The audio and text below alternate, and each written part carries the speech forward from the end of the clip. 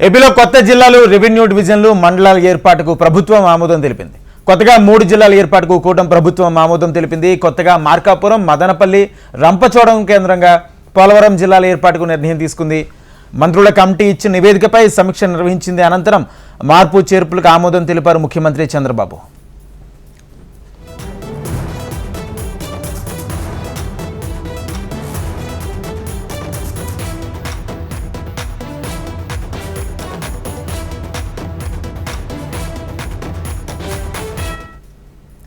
ఇక వీటితో పాటు కొత్తగా 5 రెవెన్యూ డివిజన్లు ఏర్పాటు చేసేందుకు అంగీకారం తెలిపారు. అనకాపల్లి జిల్లాలో నక్కపల్లి, ప్రకాశం జిల్లాలో అద్దంకి, కొత్తగా ఏర్పాటయ్యే మదనపల్లి జిల్లాలో పీలేరు, నంద్యాల జిల్లాలో బనగానపల్లి, సత్యసాయి జిల్లాలో మడకశిర రెవెన్యూ డివిజన్ల ఏర్పాటుకు కూటమి ప్రభుత్వం నిర్ణయం తీసుకుంది. కర్నూలు జిల్లా పెద్ద హరివానన్న కొత్త మండలంగా ఏర్పాటు చేశారు. ఆదోని మండలాన్ని విభజించి కొత్త మండలం ఏర్పాటు చేసింది ఈ ప్రభుత్వం.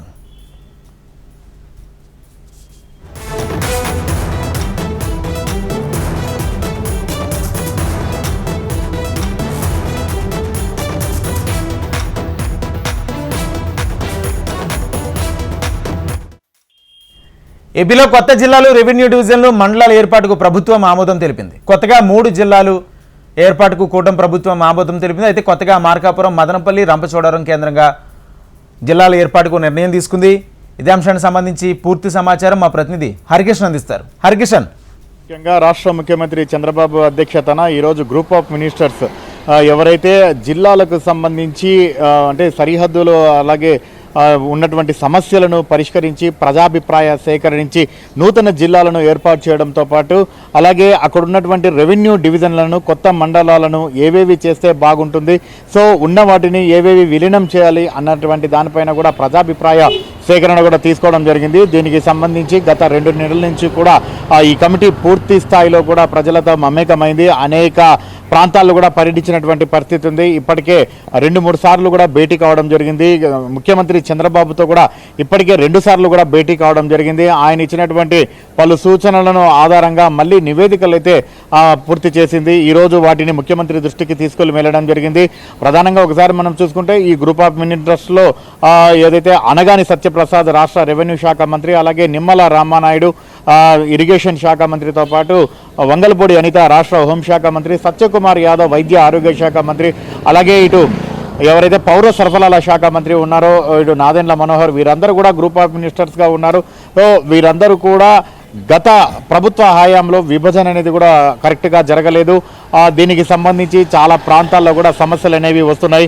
ప్రజలు సౌలభ్యం, పరిపాలన సౌలభ్యంలో చాలా కూడా సమస్యలు ఎదుర్కొంటున్నారు అన్నటువంటి ఆ నేపథ్యంలో కంప్లీట్గా ఈ గ్రూప్ ఆఫ్ మినిస్టర్స్ని కూడా ఏర్పాటు చేయడం జరిగింది. అంటే జిల్లా కేంద్రాలు ఒక చోట ఉంటే దానికి సంబంధించినటువంటి నియోజకవర్గాలు మరో చోట ఉండడం, అలాగే కొన్ని ప్రాంతాలలో మండలాలు తక్కువగా ఉన్నటువంటి నేపథ్యంలో పరిపాలన సౌలభ్యం, ప్రజలకు అందించేటటువంటి సౌకర్యం కూడా చాలా ఇబ్బందికర వాతావరణం ఉందని చెప్పేసి కూడా వస్తున్నటువంటి కథనాల నేపథ్యంలో పూర్తిగా ఈ జీవోఎంని కూడా ఏర్పాటు చేయడం జరిగింది. జీవోఎం కంప్లీట్గా కూడా దీనిపైన పూర్తి స్థాయిలో దృష్టి సారించింది. అనేక ప్రాంతాల్లో ప్రజాభిప్రాయ సేకరణ కూడా తీసుకోవడం జరిగింది. ఒకసారి మనం చూసుకుంటే ఈ నేపథ్యంలోనే ముందుగా ఇప్పటివరకు 26 జిల్లాలుగా ఉండేవి. అయితే మరొక 6 జిల్లాలను అదనంగా ఏర్పాటు చేస్తారని చెప్పేసి కూడా అందరూ కూడా భావించారు. కానీ ప్రస్తుతం మనకు అందుతున్నటువంటి సమాచారం మేరకు 3 జిల్లాలను ఏర్పాటు చేసినట్టుగా కూడా తెలుస్తోంది. సో ఏదైతే మదనపల్లి చిత్తూరు జిల్లా ఒకప్పుడు ఉమ్మడి చిత్తూరు జిల్లాలో ఉండేది, ఇప్పుడు మదనపల్లి జిల్లాగా కూడా ఏర్పడబోతోంది. అలాగే ప్రకాశం జిల్లాలో ఉన్నటువంటి మార్కాపురం, ఇది 1970కి ముందు కర్నూలు జిల్లాలో, ఉమ్మడి కర్నూలు జిల్లాలో ఉండేది. ఆ తర్వాత ప్రకాశం జిల్లాగా ఏర్పడిన తర్వాత మార్కాపురాన్ని తాజాగా ఇటు జిల్లాగా కేంద్రంగా కూడా ఏర్పాటు చేస్తున్నారు. సో ఆ తర్వాత వచ్చేసి రంపచోడవరాన్ని జిల్లాగా ఏర్పాటు చేయాలని చెప్పేసి డిమాండ్ ఉన్నప్పటికీ రంపచోడవరాన్ని జిల్లా కేంద్రంగా ఏర్పాటు చేస్తూ పోలవరం జిల్లాని ఏర్పాటు చేసేందుకు కూడా జీవోఎం మొగ్గు చూపింది. సో వీటన్నిటికీ సంబంధించి ముఖ్యమంత్రి అధినేత వద్ద ఈ నివేదికనైతే ఉంచడం జరిగింది. వాటితో పాటు అదనంగా 3 మండలాలను కూడా నూతనంగా ఏర్పాటు చేయాలని చెప్పేసి కూడా సూచనలు చేసింది. అవి ముఖ్యంగా ఇటు కర్నూలు జిల్లాకు సంబంధించి ఆదోని ఏదైతే జిల్లా కావాలని చెప్పేసి కూడా గత కొన్ని నెలల నుంచి కూడా ప్రత్యేకంగా అక్కడ ఉన్నటువంటి ప్రజా సంఘాలు అయితేనేమి, అలాగే రాజకీయ పార్టీలు అయితేనేమి, అక్కడ ఉన్నటువంటి ప్రజలు అయితేనేమి పెద్ద ఎత్తున తమకు నూతన జిల్లా కావాలని గతంలో కర్ణాటక ఆ రాష్ట్రంలో ఉన్నటువంటి తమ ప్రాంతం ఆంధ్రప్రదేశ్లో కలిసినప్పుడు ఈ ప్రాంతం ఎంతో అభివృద్ధి చెందేదని, అలాగే రెండవ బొంబాయిగా ఉన్నటువంటి ఈ ప్రాంతాన్ని జిల్లాగా చేయాలని చెప్పేసి కూడా పెద్ద ఎత్తున డిమాండ్ ఉన్నప్పటికీ సో ఆ ప్రాంతానికి సంబంధించి మాత్రం నూతన మండలాలు ఏర్పాటు చేసేందుకే ప్రభుత్వం మొగ్గు చూపింది. ఇప్పటివరకు కూడా ఆదోనికి సంబంధించి ఒకే ఒక మండలంగా ఉంది. ఈ నేపథ్యంలోనే పరిపాలన పరంగా చాలా ఇబ్బందికర వాతావరణం ఉంది. సో మున్సిపల్ కార్పొరేషన్ అలాగే మండల పరంగా ఆదోని మండల కేంద్రం అయితే ఒకటే ఉంది. సో దానికి సంబంధించి ప్రజలకు చాలా వరకు కూడా మండల ఆఫీస్ నుంచి సేవలు అందేందుకు ఇబ్బందికర వాతావరణం ఎదురవుతున్నటువంటి నేపథ్యంలో ఆదోని నుంచి మరొక అదనంగా కొత్త మండలాన్ని కూడా ఏర్పాటు చేసేటటువంటి పరిశీలిస్తున్నటువంటి పరిస్థితి కూడా ఉంది. మరోవైపు పెద్ద హరివనానికి సంబంధించి కూడా నూతన మండలంగా ఏర్పాటు చేసేటటువంటి ప్రయత్నం ప్రభుత్వం గ్రీన్ సిగ్నల్ అయితే ఇచ్చింది. దీంతో పాటు 5 రెవెన్యూ డివిజన్లను కూడా నూతనంగా ఏర్పాటు చేయబోతోంది. సో నక్కపల్లి అలాగే ఏదైతే చిత్తూరుకు సంబంధించి కర్నూలులో నంద్యాల జిల్లాలో వచ్చేసి బనగానపల్లి ఇలా మొత్తం సంబంధించి కూడా 5 నూతన రెవెన్యూ డివిజన్లను కూడా ఏర్పాటు చేయబోతున్నటువంటి పరిస్థితి ఉంది.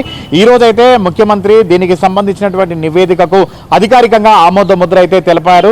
అయితే దీనికి సంబంధించి గెజెట్ నోటిఫికేషన్ అయితే వెలువడినటువంటి నేపథ్యంలో ఆ తర్వాత ఆయా ప్రాంతాల్లో కేంద్రాలుగా జిల్లా కేంద్రాలుగా కావాల్సినటువంటి పరిపాలన సౌలభ్యం కోసం అలాగే నూతన కార్యాలయాలు ఏర్పాటు చేయాల్సినటువంటి దానికి సంబంధించి కూడా అంతా కూడా కార్యక్రమాలు అయితే మొదలుపెట్టేటటువంటి అవకాశం ఉందని అన్నట్లుగా కూడా భావిస్తోంది.